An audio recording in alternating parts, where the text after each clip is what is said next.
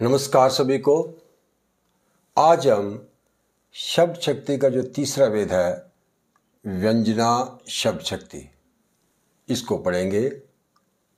ये वाक्य देखें, एक वह सीधा साधा है, इसमें अभिधा शक्ति है। इसमें स्पष्ट रूप से मुख्यार्थ निकलता है, वह एकदम सीधा सिंपल व्यक्ति है। अगर इसी बात को इस तरह से कहा जाए, वह निरी गाय है, वह निरी गाय है। इसमें जो है लक्षणांश शब्द शक्ति जो है इसका प्रयोग है। इसके मुख्यार्थ या वाच्यार्थ में बाधा उत्पन्न हो रही है। इसमें अर्थ स्पष्ट नहीं हो रहा है, कोई व्यक्ति गाय कैसे हो सकता है। इसलिए इसमें मुख्यार्थ से संबंधित गुण लक्षण के आधार पर इसका जो अन्य अर्थ है वो लिया जाएगा कि वह गाय की तरह सीधा साधा है, यानी इसका लक्ष्य अर्थ लिया जाएगा। इसलिए इसमें लक्षणा शब्द शक्ति है। मुहावरे भी, उनमें भी जो लक्ष्यार्थ ही लिया जाता है। तो जो व्यंजना शब्द शक्ति है इसमें ना मुख्यार्थ और ना ही लक्ष्यार्थ लिया जाता है। इसमें कोई भिन्न अर्थ लिया जाता है जिसे व्यंग्यार्थ कहते हैं। इसकी परिभाषा देखें, जिस शब्द शक्ति से मुख्यार्थ अर्थात वाच्यार्थ या लक्ष्यार्थ से भिन्न किसी विशेष अर्थ का बोध होता है, यानी उसमें जो मुख्यार्थ है या लक्ष्यार्थ है उनसे अलग कोई तीसरा विशेष अर्थ जो है उसका पता चलता है, अर्थ का बोध होता है, उसे व्यंजना शब्द शक्ति कहते हैं। व्यंजना शब्द शक्ति से प्राप्त अर्थ को व्यंग्यार्थ कहते हैं। अर्थात जब अभिधा और लक्षणा शब्द शक्ति से अर्थ नहीं निकल पाता, तब व्यंजना शब्द शक्ति की सहायता से व्यंग्यार्थ निकलता है। यानी अभिधा और लक्षणा के असमर्थ होने पर जिस शक्ति के माध्यम से भिन्नार्थ का बोध हो उसे व्यंजना शब्द शक्ति कहते हैं। व्यंजना शब्द शक्ति शब्द के मुख्यार्थ और लक्ष्यार्थ को पीछे छोड़कर उसके मूल में छिपे हुए अकथित अर्थ को, अकथित जो कहा नहीं गया है वो छिपा हुआ अर्थ को प्रकट करती है।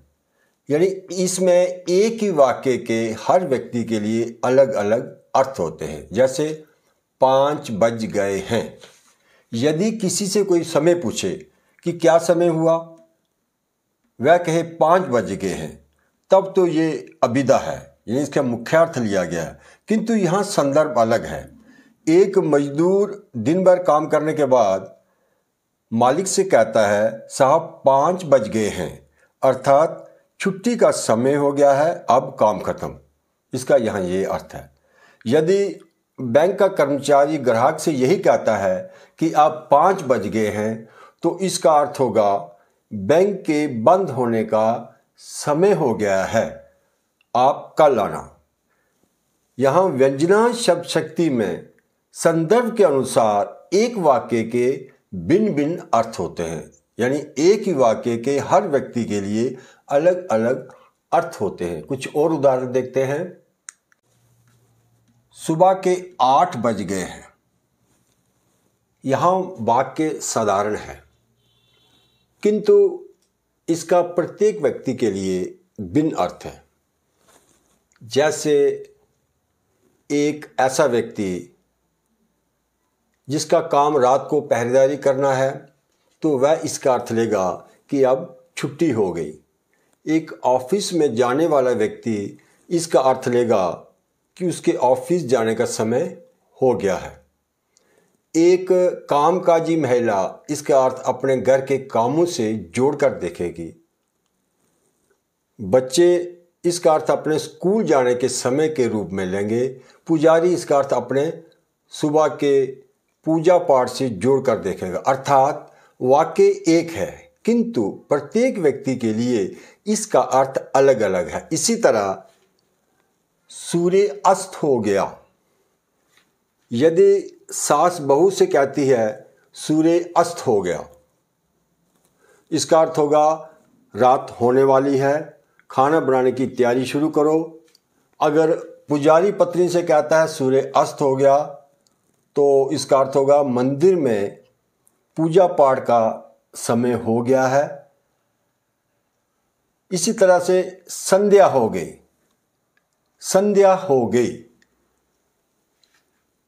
ये एक व्यक्ति के लिए घर लौटने का समय हो सकता है, तो किसी दूसरे के लिए इसका अर्थ पूजा पाठ करने से होगा कि अब मंदिर में पूजा पाठ करने का समय हो गया है। तो इस तरह से हम ये जो व्यंजना शब्द शक्ति है इसमें जो होता है कि वाक्य एक है किंतु संदर्भ अनुसार अलग अलग व्यक्तियों के लिए उसके अर्थ जो है वो भिन्न भिन्न होते हैं। तो आज की वीडियो में इतना ही। धन्यवाद।